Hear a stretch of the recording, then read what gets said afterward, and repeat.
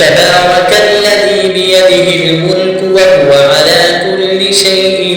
قدير الذي خلق الموت والحياة ليبلوكم أيكم أحسن عملا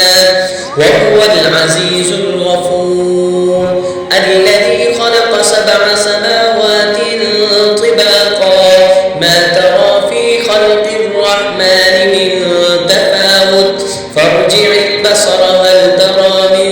فطور ثم ارجع البصر كرتين ينقلب إليك البصر خاسئا وهو حسير ولقد زينا السماء الدنيا بمصابيح